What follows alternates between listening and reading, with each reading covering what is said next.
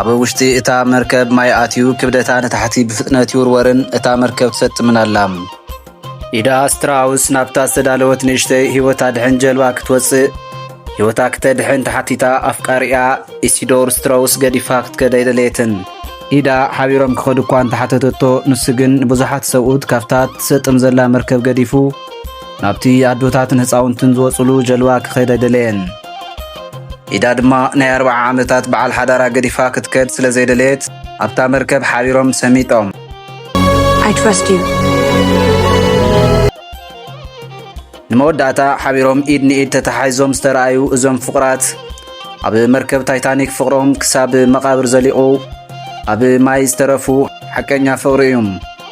እዚ ታሪክ መብዛሕቴና ኣብ ፊልም ታይታኒክ ፍቕሪ ሮዝን ጃክን ኮይኑ ኢና ንፈልጦም። እቲ ሓቂ ግን ኣብ 1912 ዓ.ም ኣብ ውቅያኖስ ሰሜን ኣትላንቲክ ዝተፈጸመ ሓቃዊ ክስተት እዩ። ሰላም ጥዕና ይሃብልና ክቡራት ተኸታተልትና፣ እዚ ሰገን ኣገራሚ እዩ። ንሎሚ ናብታ ኣብ ልቢ ብዙሓት ስብራት ዘትረፈ ተዘክሮ ኩሉ ዝኾነ ፊልም ታይታኒክ ተመሊስና።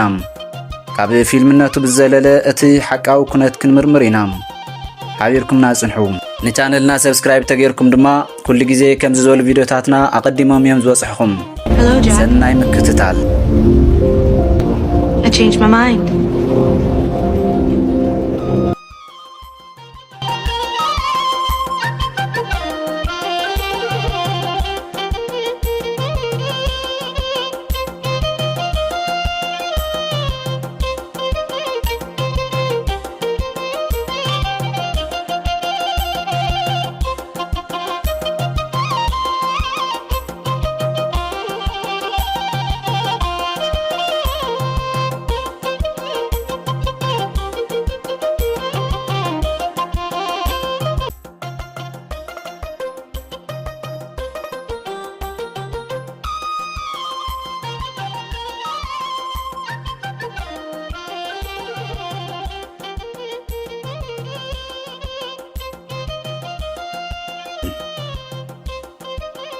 መርከብ ታይታኒክ ኣብ ዋይት ስታር ላይንስ እንግሊዝ ተሰርሐት ኣብ ውሽጣ ዓበይቲ ሬስቶራንት፣ መዘናግዒ ቦታታት፣ ሆቴላትን ዓበይቲ ሲኔማታትን ዝሓዘት ዓባይ ናይ ህዝቢ መሳፈሪት መርከብ እያ።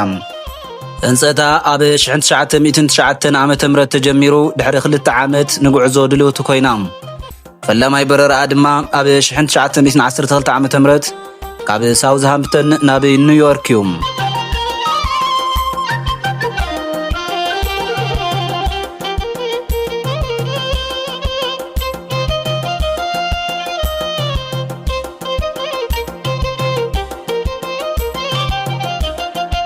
ልዕሊ 2200 ሰባት ሒዛ ጉዕዞ ዝጀመረት እዛ መርከብ ንፈለማ እዋን 4 መዓልትን 14 ሰዓታትን ተጓዒዛ ምስ ኣይስበርግ ወይ ድማ ዝተኣከበ በረድ ተጋጫ ናብ ሓደጋ ኣተወት። ታይታኒክ ተነደፈትሉ ፍሉይ ቅዲ ነይሩ።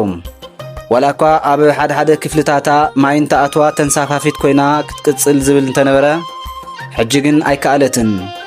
ምስቲ ግጭት ኣይስበርግ ወሰንቲ መሳኹታ ተሰይሮም እዮም። ማይ እናበዝሐ ክብደታ ንታሕቲ እናበለ ኸደም። ከቢድ ትእዛዝ ተዋሂቡ።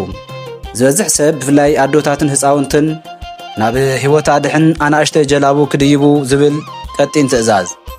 ኣብቲ እዋን ካብ ዓለምና ካብተን ዝዓበያ መራኽብቲ ሓንቲ ዝነበረት ታይታኒክ መወዳእታ ኣብ ዝበፅሐም። ኣብዚ እዋን ብዙሓት መርዑት ኣብ ጫጉላን ሽርሽርን እዮም ዘለዎም። ዝዝናነዩ ስድራታት እውን ከምኡ። ሕጂ ካብ ውቅያኖስ ሰሜን ኣትላንቲክ ንኣንፈት ምዕራብ ከቢድ ዋይታን ድምፂ ብፅሕልናን ይስማዓሎም።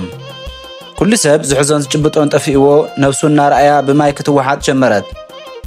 ዝመረረ ብኽያትን ሁከትን ኣብዚ ባሕሪ ነገሰም። ናይ ብፅሕልና መልእኽትታት ናብተን ዝቕፅላ መራኽብ እናተለኣኸ እዩ። ጽቡቓት ደርፍታት ምስ ድምፂ ሰብን ማዕበል ሰጣሕ ማይን ተሓዋዊሶም ድምፆም ንታሕቲ እናዓመቑ ኸዱ።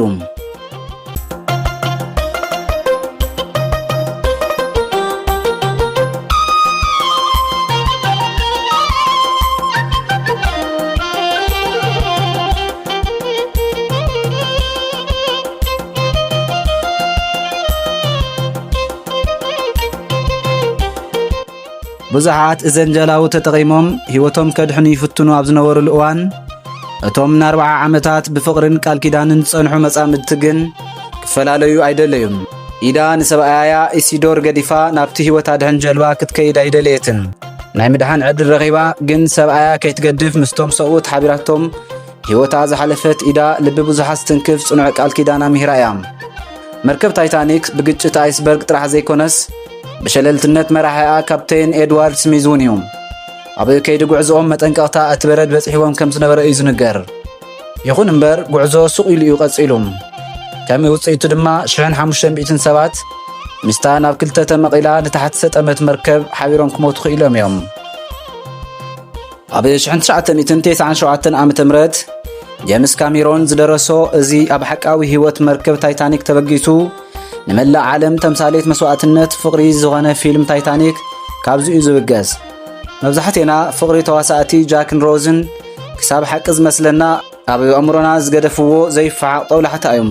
ኣብ ፊልም ታይታኒክ ሓንቲ ኣብ ጫጉላ ሽርሽር ዝነበረት መርዓት ምስ ጃክ ዝተባሃለ ቆልዓ ትላለሞ ጽቡቕ ግዜ ምሕላፍ ትጅምር። ኣብ ሓፂር ግዜ ዝነበራ ፍቕራዊ ህይወት ኩሉ ነገር ኣይቕይሮም። ንሳ ዝረኸበቶ ሓቀኛ ኣፍቃሪኣ ጃክ እዩ። ኣብ ጉዕዞ 4 መዓልትታትን 14 ሰዓታትን ልባ ኸፊታ ብፍቕሪ ተጸሊላ ነብሳ ዝእዝዛ ኩሉ ገበረት። ኣገራሚ ፍቕራዊ ህይወት ድማ ይሕልፉም። ኣብ ከይዲ ምስጣም እታ መርከብ ግን ጃክ መስዋዕቲ ኸፊሉ ንሮዚ ዘድሕና። ፍቕሪ ጃክን ሮዝን ነቶም ብሓቂ ኣብ መርከብ ታይታኒክ ተሓቋቒፎም ህይወቶም ዝሰኣኑ ስድራ ስትራውስ ንምዝካር ዝተሓሰበ ፊልም እዩ። ነገር ግን ፊልም ጥራሕ እዩ ኢልካ ክትቕበሎ ዝኸብድ ልብኻ ዝነክእ ስምዒትካ ዘንጠልጥል ግሩም ተዋስኦ እዩ። ጃክ ንሮዝ ከድሕን ንዓኣ ናብታ ረቃቕ ጣውላ ውፅኡ ንባዕሉ ብታሕቲ ኮይኑ ህይወቱ ሓሊፉ እዩ። ምኽንያቱ ድማ እቲ ዕንፀይቲ ንኽልተ ሰብ ክሕዘ ይከኣለን። ክልቲኦም ካብ ምጥፋእ ንባዕሉ ቤዛ ሮዝ ኮይኑ እንትሞት ይርአ። ህይወት ካብ ምፍቃር ክስካብ መቓብር እንትበሃል እዚ እዩ። ዝኸበርኩም ተኸታተልትና ናይ ሎሚ ምድላውና ኣብ ዝወዲእና ኣለና። ሓቢርኩምና ስለ ዝጸናሕኹም ኣዚና ነመስግን። ቀጻሊ ክንሰርሐልኩም ተሓስብዎ ታሪኽ ወይ ፍሉይ ክስተት እንድሕር ደኣ ሃልዩ ሓሳብኩም ኣብ መውህቢ ርእይቶ ክትገድፉልና ንላቦም። ሰላም።